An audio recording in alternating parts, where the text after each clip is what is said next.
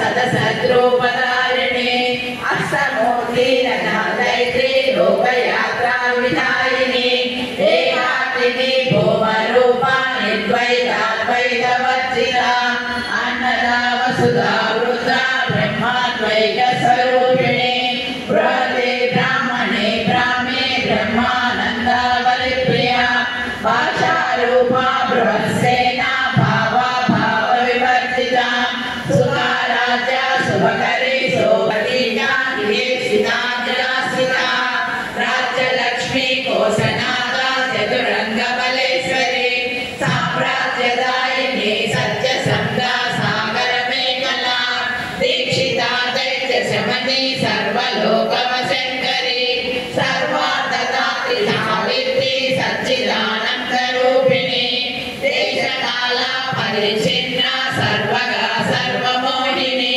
सरस्वती सहस्रमयी गुहाम्बा गुह्यरूपिणी सर्वोपाधि विनिर्मुक्ता सदा शिवपतिव्रता संप्रदायेश्वरी सात्वी गुरु सर्वतन्त्रे श्री दक्षिणामूर्ति रूपिणी सनकादि समाराध्या शिवज्ञान प्रकाश प्रियालयकरी रज्जारम्भादिवन्दिता भवदा वसुधा वृष्टि पापारण्यदवानला दौर्भाग्यतूलवातूला जराध्वान्तर विप्रभा भाग्याब्धिचन्द्रिका भक्तचित्तकेकि गणातना रोगपर्वत कम्बोळे मृत्युदारुकुटारिका महेश्वरी महाकाली महाव्यासा महासना अपन्ना चण्डिका चण्डमुण्डा सुरनिशोधिनी शराक्षरात्मिका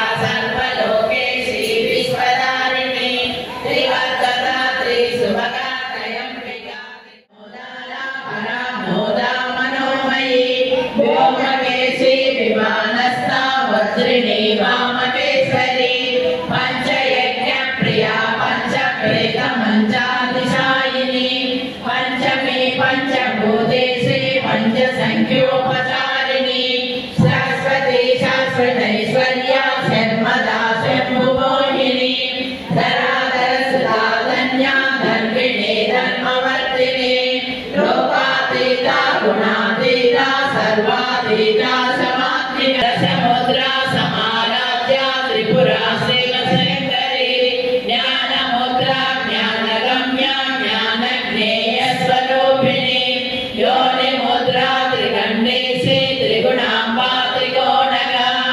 अनकाद्भुतचारित्रा वाञ्छितार्थप्रदायिनी अभ्यासातिशयज्ञाता षडद्वातीतरूपिणी अव्याजकरुणामूर्ते अज्ञानपातदीपिका आबालगोपविदिता सर्वानुल्लङ्घशासना श्रीचक्रराजनिलया श्रीमत्त्रिपुरसुन्दरी श्री शिवा शिवशक्तिरूपिणी ललिताम्बिका आबालगोपविदिता सर्वानुल्लङ्घशासना श्रीचक्रराजनिलया श्रीमत्त्रिपुरसुन्दरी श्री शिवा शिवशक्तिरूपिणी ललिताम्बिका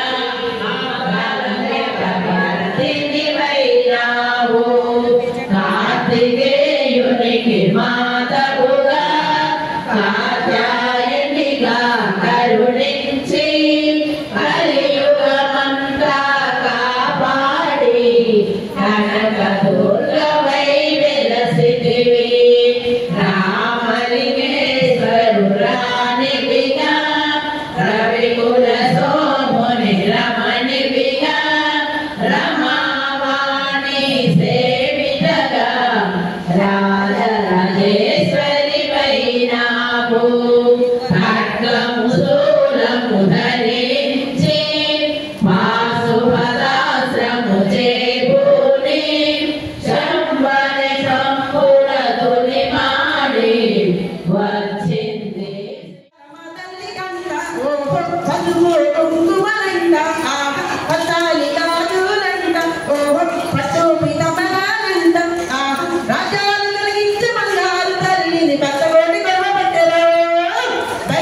వస్తుంది అయ్యో కర్మ బంగారు కర్రకిలో దివ్యంగా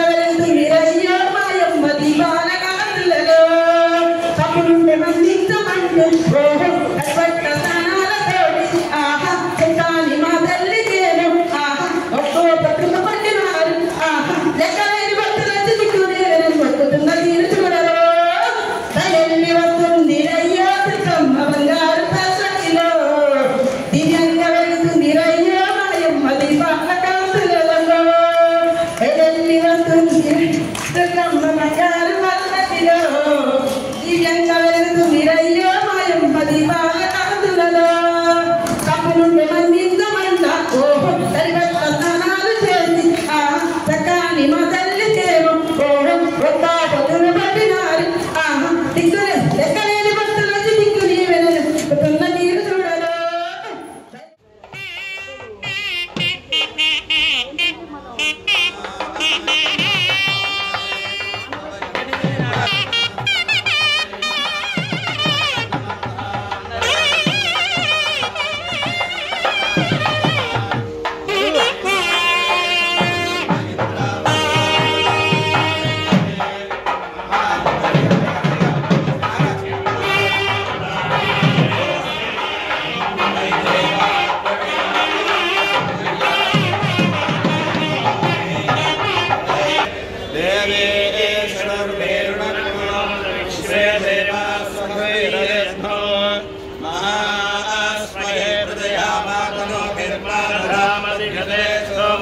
మీరంతా ఎంతో ఉత్కంఠతో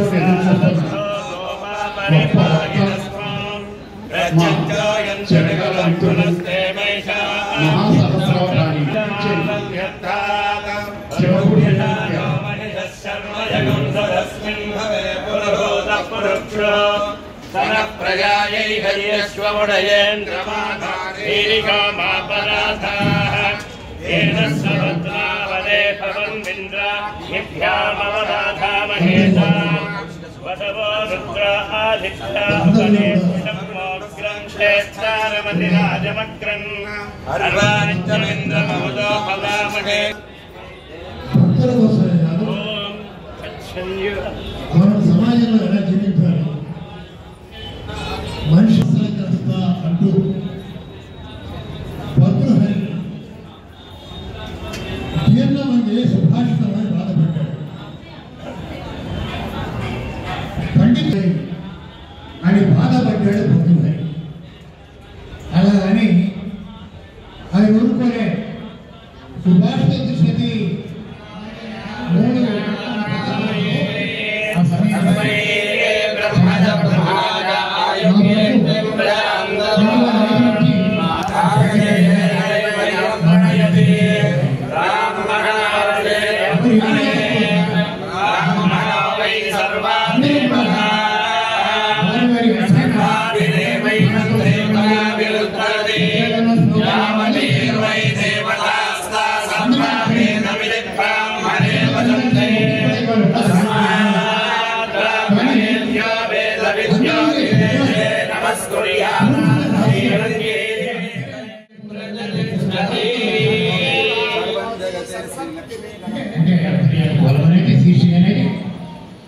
నైతిక నిష్పత్తి ధార్మిక దర్శి. అందుకోసం అప్పుడు ఇవాళ చాలా మంది వట్టి వసంతం మాట్లాడిన మంత్రి గారు ఉంటారు పశ్చిమగోదావరి జిల్లా. ఆయన అంతరేమ రచించాను కానీ ఆయన చెప్పారు వాళ్ళ అమ్మగారు ఆవిడ తల్లి వాళ్ళ తాతగారు బసాల సూర్యకందరావు గారు. మా అమ్మగారు అంతర్య వ్యాసాన్ని బయట చేయించుకొని ఇస్తారండి అని. అలా ఆ శీర్షికని అంత జయప్రదంగా యాజమాన్యం నిర్వహిస్తోంది. రచయితలు కూడా ఆ స్థాయికి తగ్గే విధంగా ధర్మ ప్రబోధం చేస్తూ ఉన్నారు. అందుకు మీ అందరికీ కూడా పాఠకులుగా మీ అందరికీ ధన్యవాదాలు. ఇవాళ ఈ రచయితను సత్కరించడానికి తలపెట్టినటువంటి లగశెట్టి బాలేశ్వరి గారి తప్పకుండా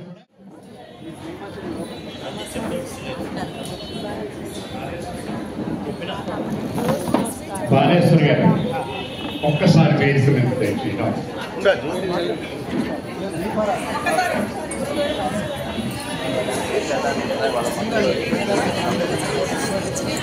శ్రీరామూర్తి గారు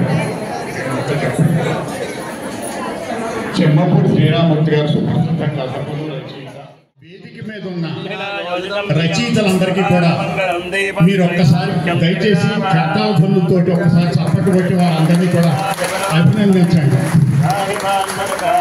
ఎందుకని అంటే వారి వారి రంగాలకి సప్రశ్రయంగా ఆహ్వానిస్తూ ఉన్నాను.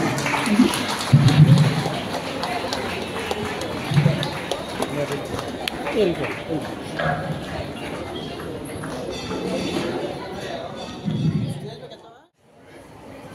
బాలేశ్వరరావు గారు దయచేసి ఒకసారి రండి.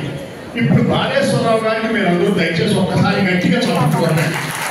ఎందుకంటే ఈయన చేస్తున్న గొప్ప పనిని ఈవేళ ప్రపంచం అభినందిస్తుంది. ఆ అభినందించడానికే మనకి గైదిపాటి నరసింహరావు గారు ఈవేళ వేదిక మీద పెంచారు. నాకు ఒక నెలల కిందట ఆయన చెప్పారు, ఏమిటి మీరు వస్తున్నారని కదా నేను అడిగితే గారు నరసింహరావుని, అవును ఆయన చేస్తున్నది ఒక సత్కార్యం, ఆయన చేస్తున్న పనిని నేను హృదయపూర్వకంగా అభినందించడం కోసమే నేను ఆ కార్యక్రమానికి వస్తున్నానని చెప్పారు నరసింహరావు నాతో. కాబట్టి ఈవేళ మనందరం మెచ్చుకోదగిన వ్యక్తి బాలేశ్వరరావు గారు. అయ్యా మీరు చెప్పిన మాట నేను బాలేశ్వరరావు చెప్తున్నాను.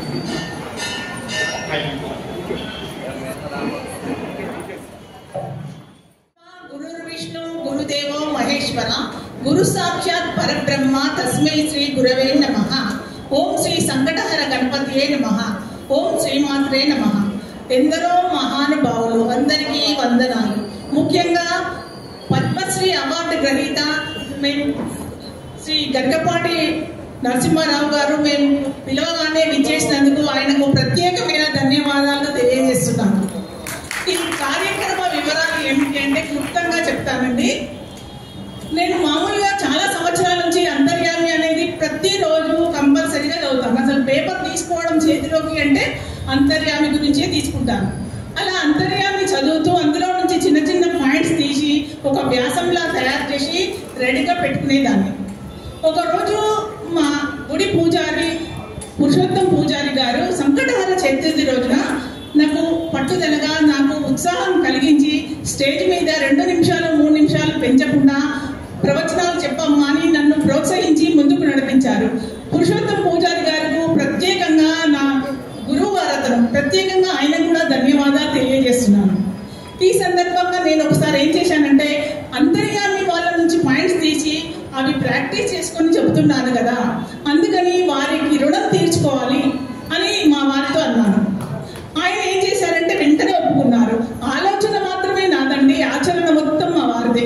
ఇంత ఘనంగా ఏర్పాటు చేశారు, అంతా ఆయనే చేశారు. ఆలోచన మాత్రం నేను చెప్పాను, ఈ విధంగా నా కోరిక ఉందంటే ఆయన వెంటనే ఒప్పుకున్నారు. అయితే మా వారు ఏమన్నారంటే వీరికి సన్మానం చేయాలంటే ఒక పెద్దవారి ద్వారా చేయించాలి, ఎవరు అంటే గరికపాటి గారు చేయించాలని నిర్ణయించాము. ఆ విధంగా మేము నిర్ణయించి గరికపాటి గారిని ఆహ్వానించి వారి చేతుల మీదుగా సన్మానం చేయిద్దామని. రుణం అనేది తీరదు, కానీ వారు అంతర్యామి రాస్తున్నారు అంటే దేవుడి గురించే రాస్తున్నారు. గరికపాటి గారు చెప్తున్నారంటే అన్ని శాస్త్రాల గురించి పురాణాల గురించి చెప్తున్నారు. వారికి కొంతైనా సేవ చేస్తే మన పాప కర్మలు పూర్వజన్మ ప్రారబ్ధ కర్మలు కూడా తగ్గిపోతాయి. కొంతలో కొంత రుణం తీరి మనకు పుణ్యం చేకూరుతుంది, మంచి పని చేద్దామని మేము ఆ విధంగా నిర్ణయించుకున్నాము. ఇప్పుడు ఒక్కొక్క అంతర్యామి శీర్షిక రాసిన ఆధ్యాత్మికవేత్తల గురించి ఎక్కువ సమయం కాకుండా క్లుప్తంగా 2 విషయాలు ఆనిముత్యాలు లాంటి 2-3 వాళ్ళ విషయాలను చెబుతూ వారికి సన్మానం చేయడం జరుగుతుంది. మొదటగా అప్పర్సు రమాకాంతరావు గారు.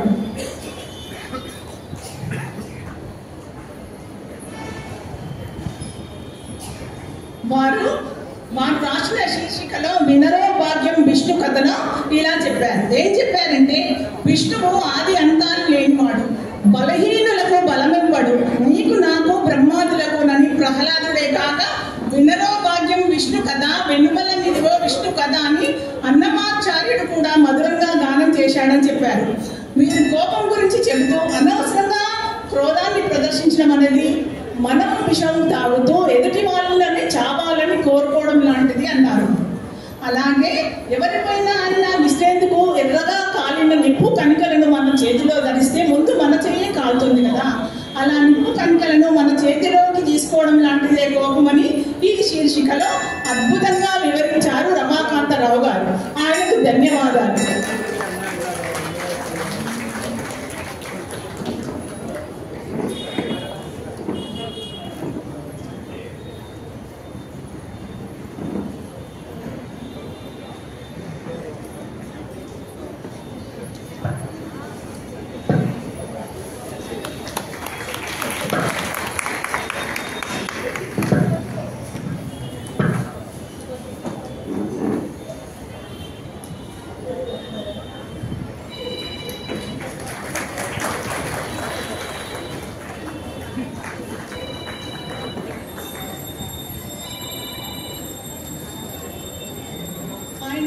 తన శీర్షికను ఉప పురాణాలు పురాణాల్లో వివరించారు.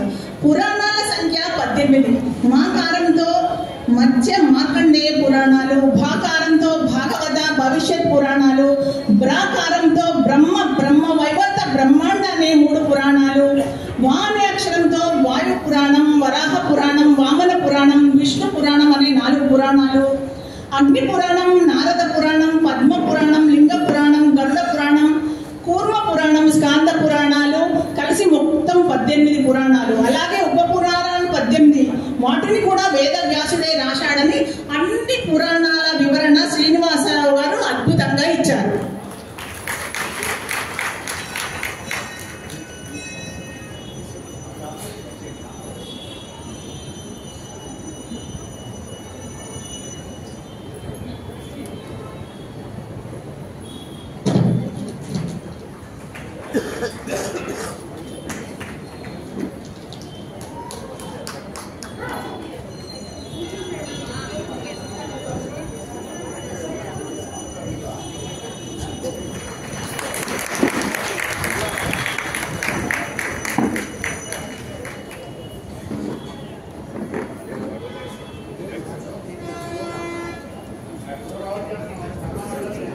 డాక్టర్ కావూరి రాజేష్ పటేల్ గారు శీర్షిక వసంత పంచమిలో.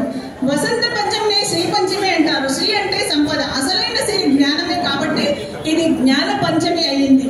విద్యను అందించే శారదగా, వాక్శక్తికి వాగేశ్వరిగా, పరావిద్యను అందించే శ్రీ విద్యగా, బ్రహ్మ మానస సంచారిని బ్రాహ్మణిగా, ఇలా ఎన్నో విధాలుగా సరస్వతీదేవి జ్ఞాన లబ్ధి, విద్యా సిద్ధి, సర్వతోముఖాభివృద్ధి చెందుతుంది అని రాజేష్ గారు సరస్వతీదేవి గురించి అద్భుతంగా వివరించారు.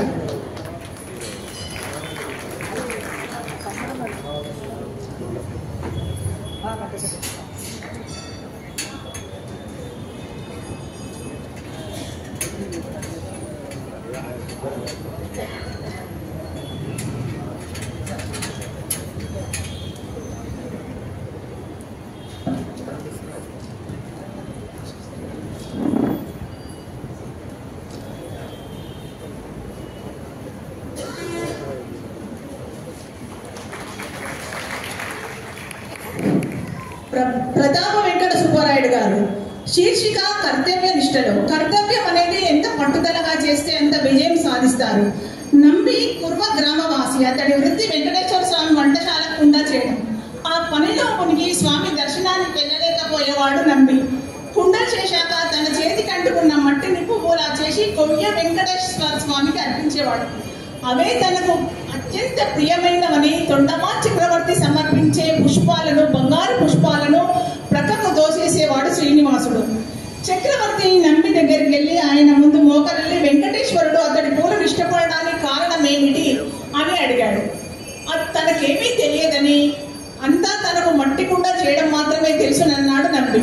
పరిపూర్ణమైన భక్తి అన్న భావనతో మట్టి పుష్పాలను సమర్పించిన పరమాత్మని మెప్పించిన నంబి అందరికీ ఆదర్శప్రాయుడు అని కర్తవ్య నిష్ట గురించి అద్భుతంగా వివరించారు సుబ్బారాయుడు గారు.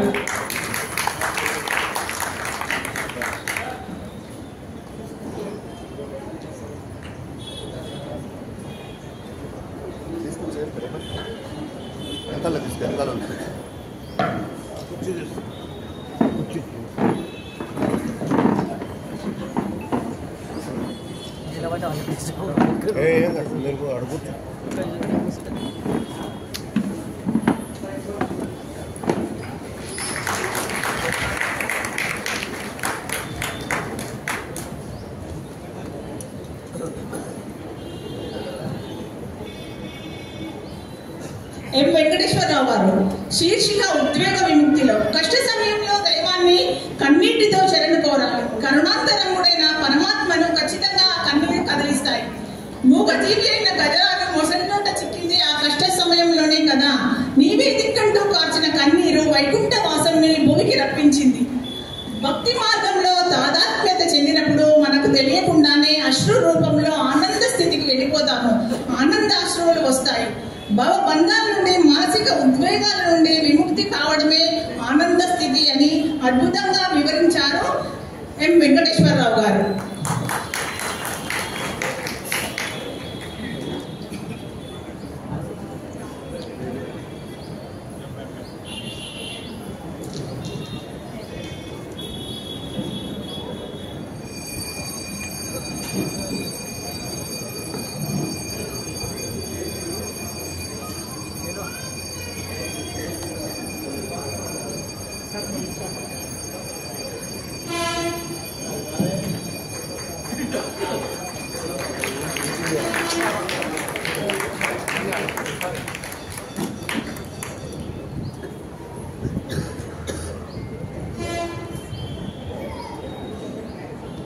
చిమ్మపూడి శ్రీరామమూర్తి గారు. సకల పుణ్యరాశి తులసిలో గోదాదేవి తులసి మాలలను అనుదినం ఆ రంగనికి అలంకరించి ఆ రంగనాథ స్వామిలోనే ఐక్యమైపోయింది. శ్రీకృష్ణ తులాభార ఘట్టంలో తులసి ఎంత మహత్తరంగా నిరూపితమైందో మనకు తెలిసిందే కదా. అనంతమైన ఔషధ గుణాల రాశి తులసి. తులసిని నాటడం, నీళ్లు పోయడం, దర్శించడం, సృజించడం, ఆరాధించడం వల్ల చేసిన పాపాలన్నీ హరిస్తాయి. తులసిని విష్ణు వల్లభ అని కూడా పేరు ఉంది. తులసి పూసల మాలతో జపం చేస్తారని, భగవద్గీత చదివి గంగా నీరు తాగి మురారిని పూజించే వాడి వైపు యముడు కన్నెత్తి చూడడని శ్రీరామమూర్తి గారు చక్కగా వివరించారు.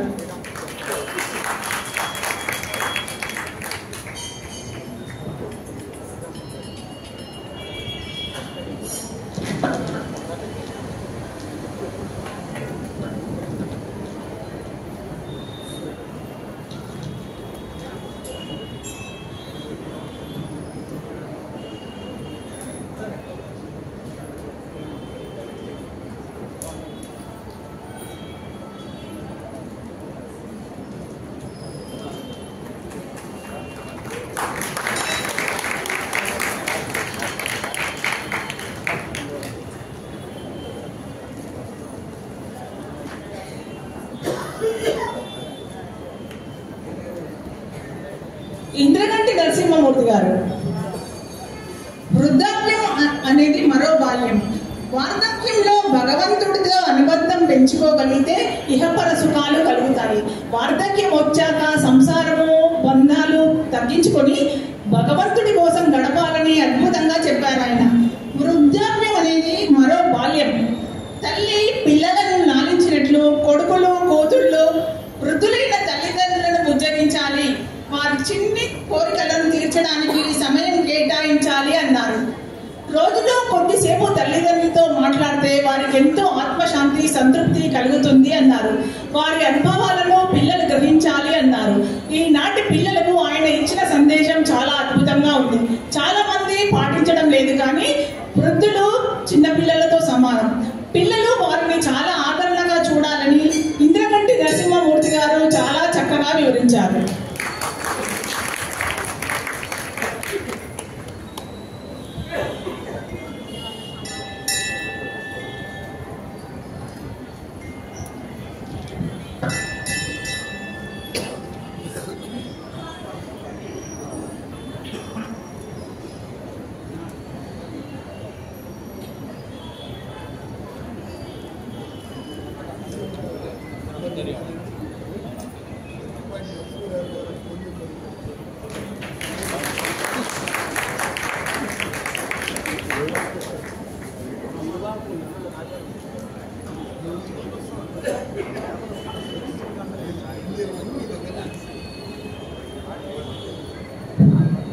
విశ్వనాథ రమ గారు. శీర్షిక వినే విధేయతల్లో.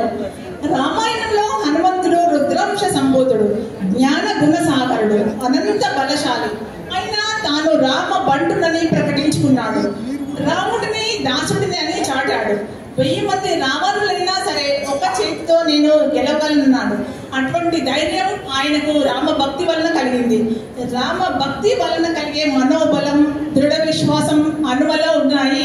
మనం కూడా అటువంటి హనుమలాగా దృఢ విశ్వాసాన్ని, మనోబలాన్ని దైవ నామస్మరణతో కలగాలని చెప్పారు.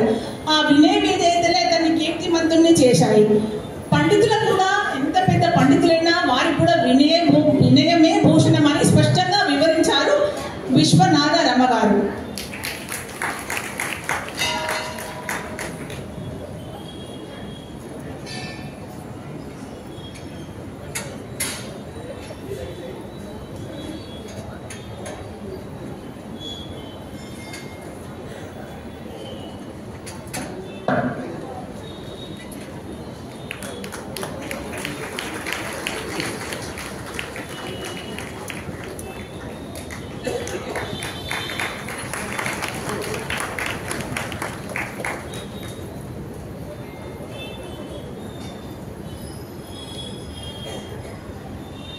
ఆనంద సాయి స్వామి గారు. శీర్షిక జీవన యజ్ఞంలో. జీవితం అనేది చాలా విలువైంది అన్నారు. ఇచ్చిన వాడికి మాత్రమే తెలుసు, పుచ్చుకున్న వారికి తెలియదన్నారు. అన్నీ ఉన్నవాడికి, ఆకలి నిండా భోజనం ఉన్నవాడికి జీవితం గురించి తెలియదు. ఆకలితో అన్నం కోసం ఎదురు చూసేవాడికి తెలుస్తుంది ఈ జీవితం గురించి, దాని విలువ గురించి అని చెప్పారు. పట్టుపట్టి జీవితాన్ని శుద్ధి చేసుకుని పవిత్రీకరించుకోవాలి అన్నారు. ఎవరికి వారే తమ జీవిత విలువను పెంచుకోవాలన్నారు స్వామి గారు. ఈ సందర్భంగా ఒక చిన్న మాట అండి. ఎవరికి వారే భార్యను భర్తను భార్య, పిల్లలు ఒకరిని ఒకరెవ్వరు ఉద్ధరించరు. ఎవరిని వారే ఉద్ధరించుకోవాలి. ఈ విషయం ఆనంద సాయి స్వామి గారు చాలా స్పష్టంగా చెప్పారు. మన సద్గతి గురించి మనల్ని మనమే ఉద్ధరించుకోవాలి అని చాలా స్పష్టంగా చెప్పారు ఆనంద సాయి స్వామి గారు.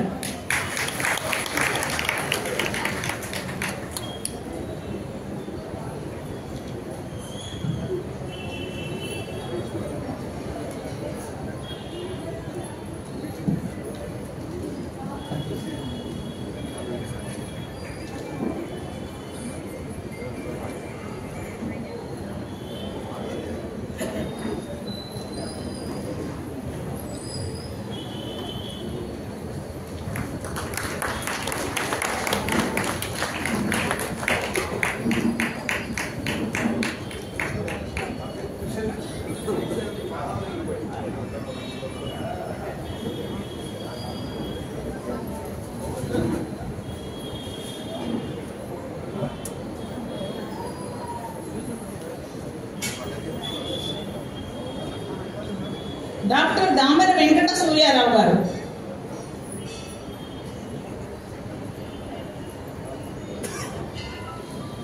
శీర్షిక 1000 పూలు వికసించనిలో. క్షమయ దరిద్రి అని చెప్పిన వారు భారతీయ ఋషులు.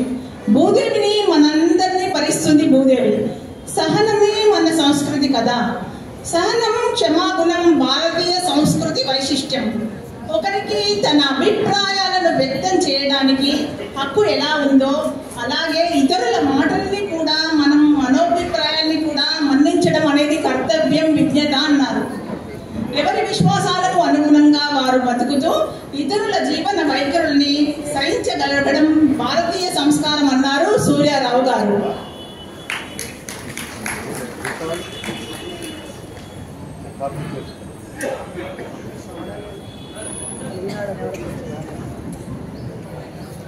దామెర వెంకట సూర్యారావు.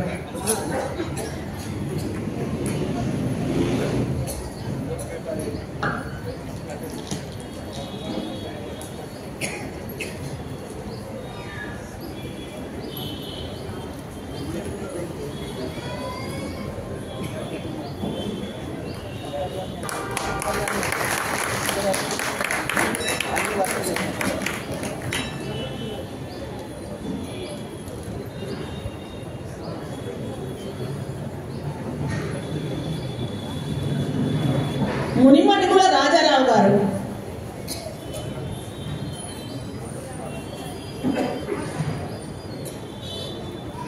మాడుగుల రామకృష్ణ గారు.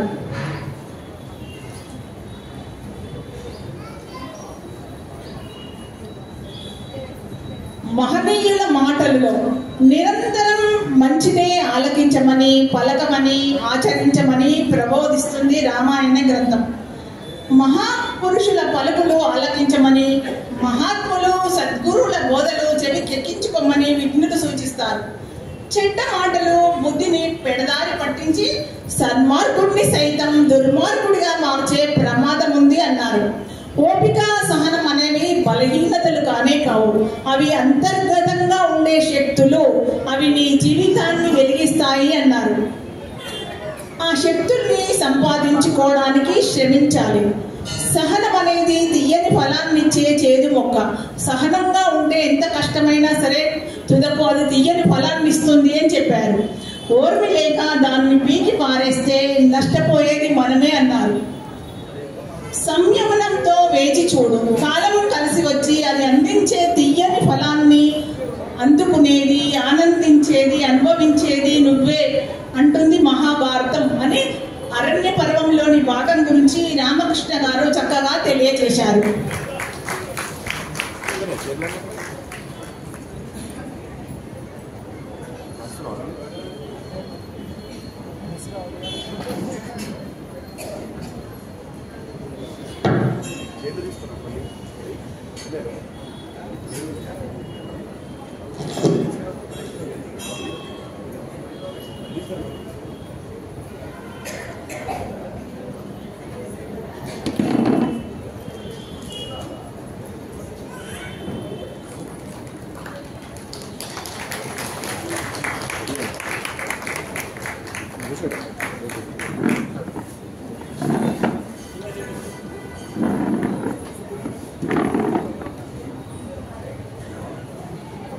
రావులపాటి వెంకట రామారావు గారు.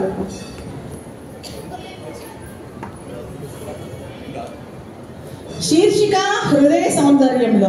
అందరూ సౌందర్య ఆరాధకులే. సౌందర్యాన్ని దైవదత్తం గావించింది జగద్గురు ఆది శంకరుల వారి సౌందర్య లహరి స్తోత్రం. అమ్మవారి దివ్య సౌందర్యం ఆర్తి భక్తి దాయకమై అలరించింది అన్నారు. బీజాక్షరాలతో నిండి ఉపాసనా విధానమైంది అని చెప్పారు. శ్రీ లలితా సుందరి లాలిత్యం మహాలావణ్య సౌందర్యం కలగలిసి భక్తి సామ్రాజ్యంలో సౌందర్య లహరి స్తోత్రం ఘనకీర్తి గాంచిందన్నారు. బాహ్య సౌందర్యం కొందరినే ఆకర్షిస్తుంది, కానీ అంత సౌందర్యం అందరినీ ఆకర్షిస్తుంది అనే సత్యాన్ని తెలియజేశారు. సత్యం, ధర్మం, శాంతి, ప్రేమ, అహింస హృదయ సౌందర్యానికి పంచరత్నాలు అన్నారు. భగవంతుడు ఎప్పుడైనా భక్తి ప్రియుడు కానీ వస్తు ప్రియుడు కానే కాదు. వస్తువులన్నీ ఆయనవే, ప్రపంచమంతా ఆయనకే సమర్పిస్తున్నాం. అందుకని భగవంతుడు భక్తి ప్రియుడు. అతను అంత సౌందర్యాన్ని చూసి అనుగ్రహించే సర్వజ్ఞుడు, హృదయవాసి, భావనా ప్రియుడు. కనిపించే రూప సోయగం కన్నా లోపల వెలుగులు విరజిమ్మే హృదయ సౌందర్యం మిన్న అని చక్కగా వివరించారు వెంకట రామారావు గారు.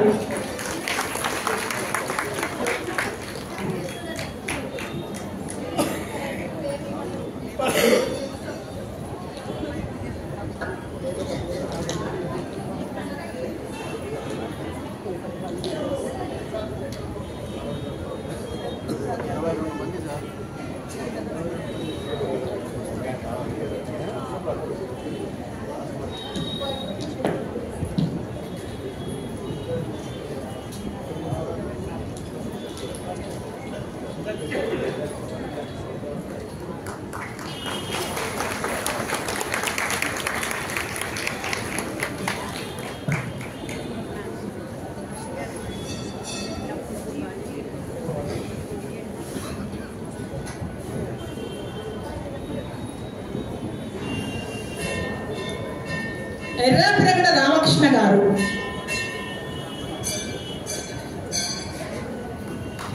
శీర్షిక మౌన భాషలో. నిజంగానే మౌనం అనేది చాలా శక్తివంతమైన భాష. మాట్లాడకుండా కూర్చోవడం కాదు, లోపల ఆలోచనల రొద సైతం నిలిపించిపోయే ఒకానొక అద్భుతమైన స్థితి పేరే మౌనం. మౌనం అంటే మనం కళ్ళు మూసుకోవడం కాదు, లోపల ఆలోచనలు కూడా ఆగిపోవాలి. అదే అసలైన మౌనం అన్నారు. మనిషి తన చుట్టూ దట్టంగా పరుచుకున్న కటిక చీకటిని బ్రహ్మాండమైన వెలుగుల పూర్వ రూపంగా ఏనాడో గుర్తించారు మానవుడు. ఆ చీకటి అసలు రూపం నలుపు కాదని, అది అనంతమైన కాంతి కిరణాలను తన కడుపులో దాచుకున్న తెల్లని దీప్యమానమైన వెలుగుల ముద్ద అని పెద్దలు ఎన్నోసార్లు వివరించారు. అదే విధంగా నిశ్శబ్దం కూడా తన లోపల ప్రళయ భీకర శబ్దాలను ఇముడ్చుకున్నదేనని బోధించారు.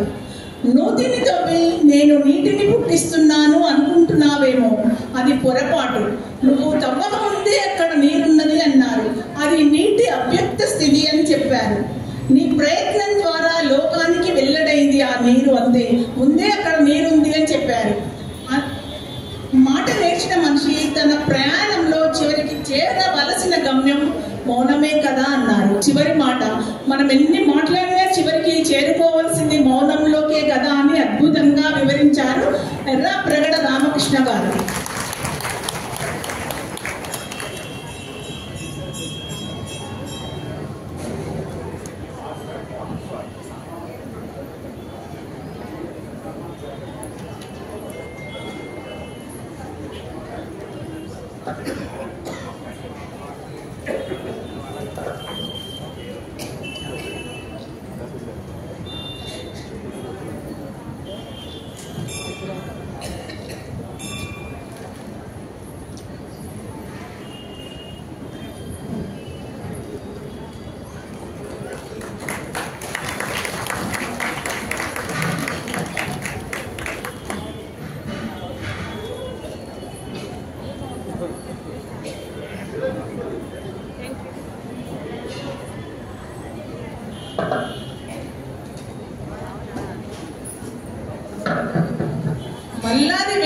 గోపాలకృష్ణ గారు.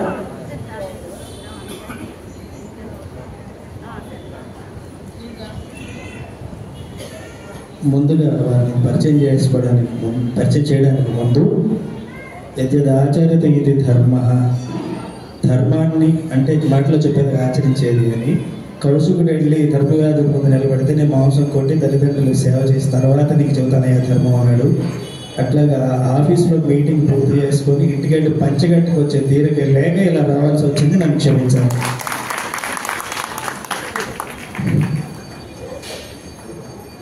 మల్లాది వెంకట గోపాలకృష్ణ గారు. శీర్షిక ఆత్మవిశ్వాసంలో. వేదం చెప్పినట్లు మనల్ని మనం ముందు బాగు చేసుకోవాలి. మనమంటూ సభ్యంగా సలక్షణంగా నిలబడగలిగితేనే కదా ఇతరులకు కూడా సహాయం చేయడానికి వీలవుతుంది అన్నారు. చాలా మంది చేసే అతిపెద్ద పొరపాటు ఏమిటి అంటే తమను తాము మరచిపోయి పొగడ్తలకు పడిపోయి తక్కువను ఎక్కువగా భావించుకొని ఊహించుకొని నేల విడిచి సాగు చేస్తుంటారు. ఎదురు గాలి మొదలైతే అసలు కష్టమేమిటో తెలిసి వస్తుంది అన్నారు. అప్పుడు గాలిలో కాదు కదా నేల మీద అయినా నిలబడడం కష్టమవుతుంది. తరువాతి ఘట్టం మట్టి కరవడమే అవుతుంది అన్నారు. ఈ సున్నితమైన తేడాను గుర్తించడం ఏ మనిషికైనా సరే చాలా అవసరం. ఎదిగే కొద్దీ ఒదిగి ఉండడం విజ్ఞాన లక్షణం అన్నారు. మొదటి లక్షణం. రెండవది, ఎంత జ్ఞానాన్ని పోగు చేసుకుంటే కూడా గర్వపడకుండా అంత ఒద్దికగా ఉండాలి, అది జ్ఞానుల లక్షణం అని చెప్పారు. ఈ రెండు లక్షణాలు జీవితానికి అందరికీ అతి ముఖ్యమైనవి అని గోపాలకృష్ణ గారు వివరించారు.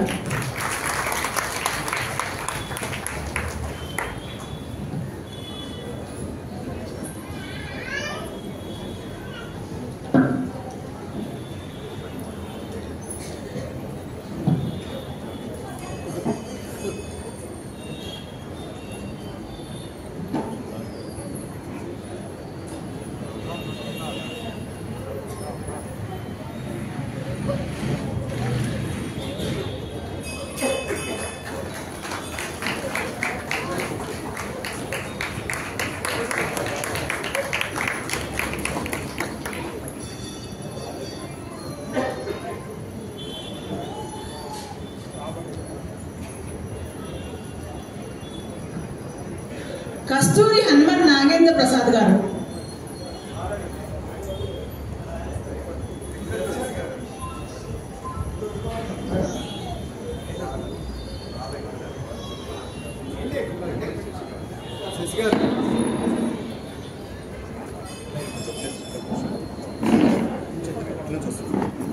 కస్తూరి హనుమన్ నాగప్రసాద్ గారు. వారు సహధర్మాచార్యుడి శివైక్యం చదవడం వల్ల రాలేకపోయినారు. వారి బదులుగా ఈ పురస్కారాన్ని స్వీకరించడానికి పిగ్గళి శశి గారు వెయిట్ చేశారు. వారు కూడా అంతర్యామి రచయిత కావడం మనందరి సౌభాగ్యం.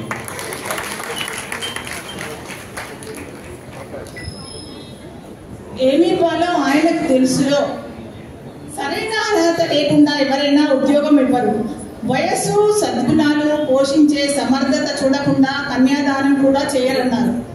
నమ్మకం పొందని వ్యక్తికి రుణం ఇవ్వకూడదు. పాత్రత లేకుండా మంత్రోపదేశం కూడా చేయరు కదా అన్నారు. ఇతరుల తప్పులను ఎంచడం ముందు మానాలి.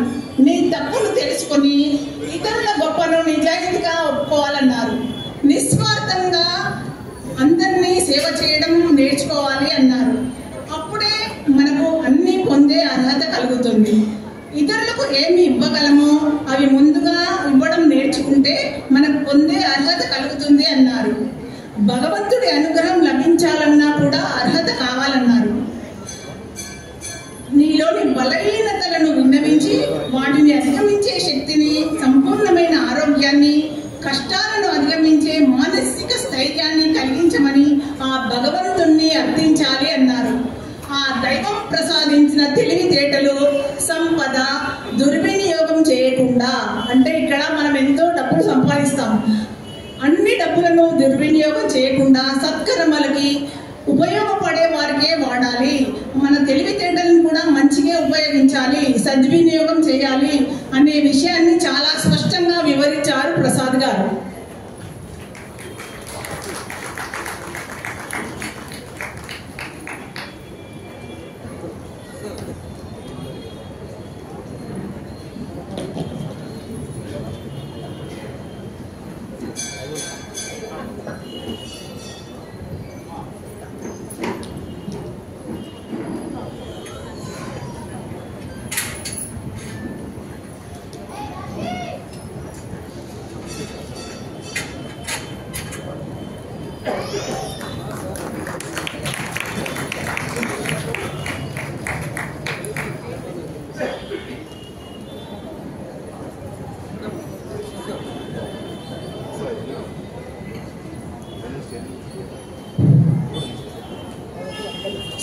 కందాల బాల సరస్వతి గారు.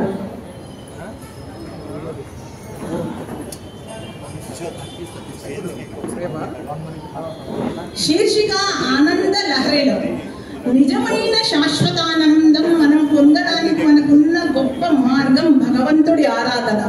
భగవంతుడి ఆరాధనను మించిన శాశ్వతమైన ఆనందం వేరే ఏదీ లేదన్నారు. ఆ శాశ్వత ఆనంద తరంగాలకు అంతం ఉండదు అని చెప్పారు. కాబట్టి మనకు శాశ్వత ఆనందం చిక్కినట్లే. ఎందుకంటే ఆధ్యాత్మికం వైపు మరలాము. భగవంతుడే సర్వం అనే మర్మం తెలుసుకున్నాం కాబట్టి మనకు శాశ్వత ఆనందం చిక్కినట్లే అని చెప్పారు. ఆదిశంకరులు జగజ్జనని వైభవాన్ని దర్శించిన వేళ వారి మనసు ఆనంద సాగరమైంది. అంతులేని ప్రశాంతతను పొందాడు, గొప్ప అనుభూతిని పొందాడు శంకరుడు. ఆ ఆనందానుభూతుల సారమే సౌందర్య లహరి. భౌతికానందం కోసం అర్రులు చాచకుండా నిశ్చలానంద స్థితి కోసం సాధన చేయాలి అన్నారు సరస్వతి గారు. ఇది కష్టసాధ్యమైనా సరే మనం దానికోసం మనసును సిద్ధం చేసుకోవాలి. అమ్మదయ ఒక్కటే నిర్భయ స్థితిని, అచంచలమైన ఆనందాన్ని ఇస్తుందన్నారు. అమ్మదయ ఒక్కటే నిర్భయ స్థితిని, అచంచలమైన ఆనందాన్ని ఇస్తుంది అన్నారు. అప్పుడు మనసు నిర్గుణ స్థితికి, అంటే ఆత్మ మాత్రమే గోచరించే స్థితికి చేరుకుంటుంది అని చక్కగా వివరించారు బాల సరస్వతి గారు.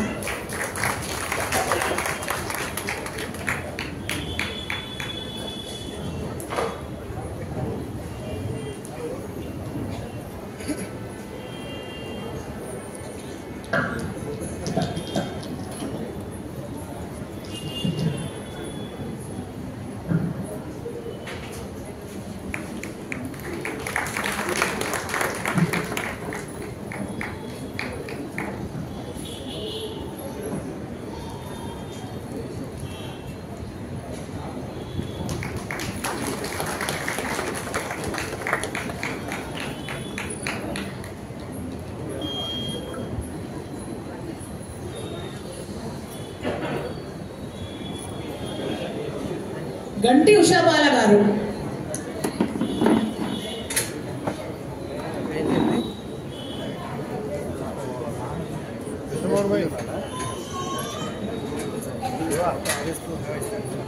శీర్షిక భక్తి కథాసుధలో. భగవంతుని చేరుకునే దారిలో కథాశ్రవణం ఒకటి. ముఖ్యంగా ఆధ్యాత్మిక మార్గంలో పయనిస్తూ భగవద్ అన్వేషణ చేసే వారికి ఇది దగ్గరి దారిగా చెబుతారు. పురాణాల ద్వారా, కావ్యాల ద్వారా నీతిని ఉపదేశించడం అనాదిగా వస్తున్న ఆచారం అన్నారు. బహుళ ప్రచారంలో ఉన్న భాగవత, రామాయణ, భారతాది కథాశ్రవణం ద్వారా మానవులకు అవసరమైన ఆత్మ గౌరవం, కార్యదీక్ష, ధర్మానుష్ఠానం, సాంఘిక సేవ, పరోపకారం వంటి సద్గుణాలు అలవడతాయి. అవన్నీ పురాణాలను చదివితే ఇవన్నీ మంచి గుణాలు అలవడతాయి అని స్పష్టంగా చెప్పారు. ధర్మజ్ఞుడు, కృతజ్ఞుడు, సచ్చరితుడు శ్రీరాముడని రామాయణం ద్వారా అన్ని ఇక్కట్లు పడిన తల్లి కడుపులో నుంచే శ్రీహరి కథలను వింటూ నరసింహుడి కృపకు పాత్రుడైనాడని భాగవతం ద్వారా తెలుస్తుంది కదా అని చెప్పారు. విష్ణు కథలను పఠించి విని నారదాది మునులు, వేద వ్యాసులు, గోపకాంతలు ఇంకా ఎందరో భక్తులు ధరించారని ఉషా బాల గారు ఈ వ్యాసం ద్వారా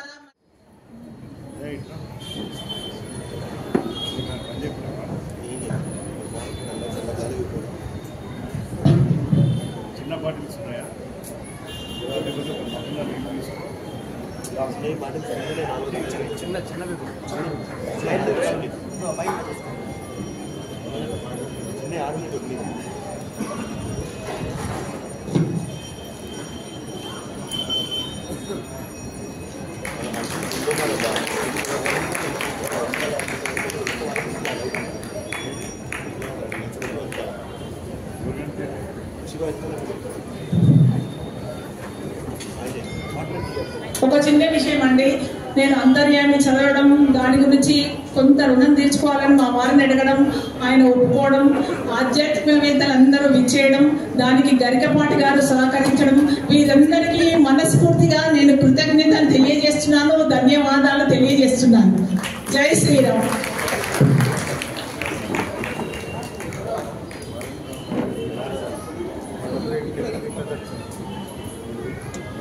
మీరందరూ ఏ కార్యక్రమం కోసం ఎదురు చూస్తున్నారో మాకు తెలుసండి. ఎప్పుడు గరికపాటి వారు మాట్లాడతారా, మనం ఎప్పుడు విందామని ఎదురు చూస్తున్నాం, అంతే కదా. అయితే ఇక్కడికి వచ్చిన రచయితలందరితో ఒక గ్రూప్ ఫోటో తీసుకుంటే బాగుంటుందని వారందరూ కూడా అడుగుతున్నారు. కాబట్టి ఒక గ్రూప్ ఫోటో తీసుకుంటాం. ముఖ్యంగా ప్రెస్ వాళ్ళు కూడా వచ్చారు, వాళ్ళు కూడా అడుగుతున్నారు. ఒక్కసారి గ్రూప్ ఫోటో తీసుకుంటాం.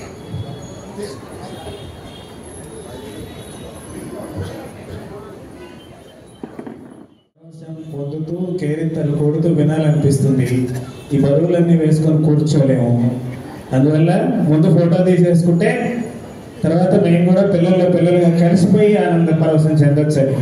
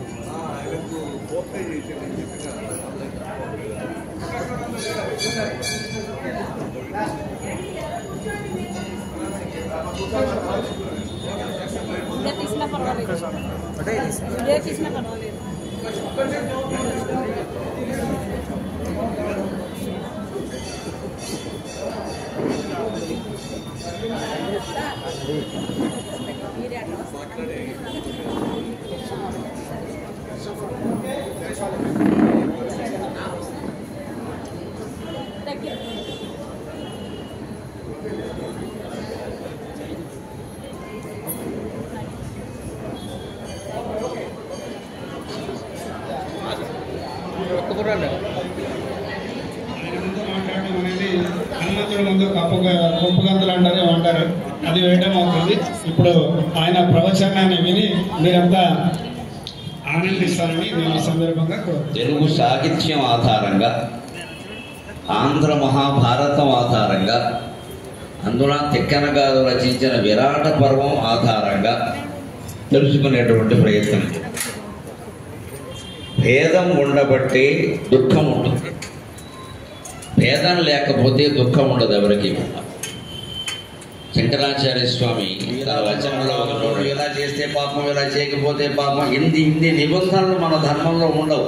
నువ్వు ఎలాగైనా ఉండవయ్యా, నీ బలహీనతని బిగించి పారేసి నియమాలు నిబంధనలు విపరీతంగా పెట్టేసి ఇలా ఉంటే తప్ప ఆధ్యాత్మిక రంగంలో ఉండడానికి వీలు లేదంటే 24 భాష్యాలు, 57 ప్రకరణ గ్రంథాలు, 72 స్తోత్రాలు, మొత్తం కలిపి 153 రచనలు చేశాను. మీకు కావాల్సింది ఏమిటి, అది ఇందులో ఉంది చూసుకోండి. ఎప్పుడు సుఖమే కలగాలి అంటే ఊరుకోవచ్చు కదా, మళ్ళీ లోపల అనుమానం ఏమో దుఃఖం వస్తుందేమో, ఆ మాట కూడా చెప్పింది. ఓకే, ఈ పొగడ్తని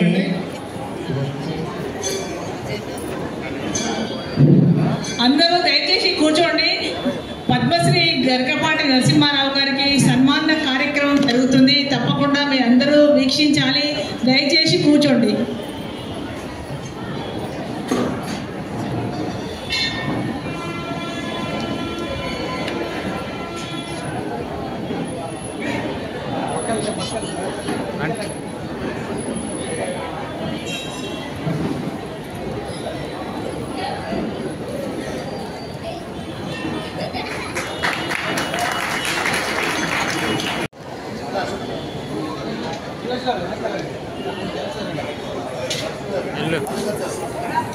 బాలసు గారు కావాలా వస్తున్నా, ఉండు తీసా.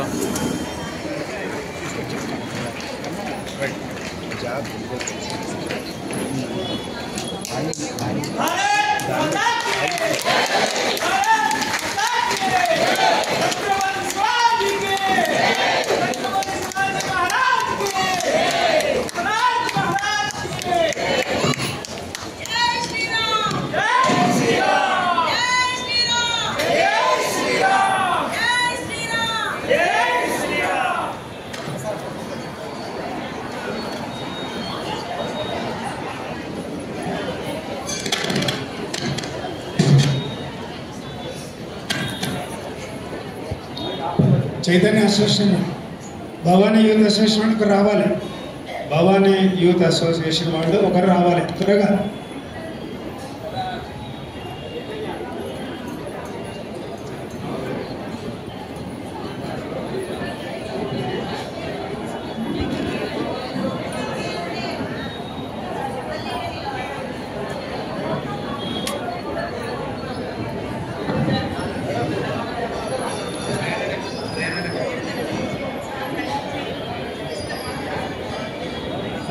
ఏర్పాటు చేయడం జరిగింది.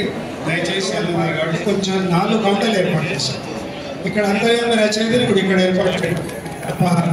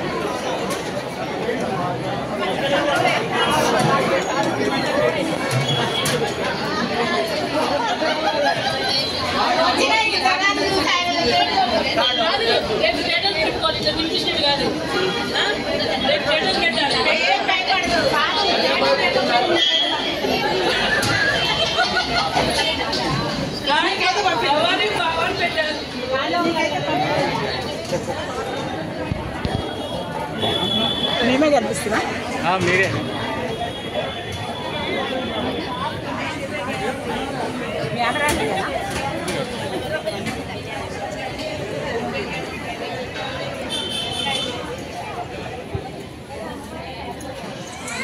పెట్టారా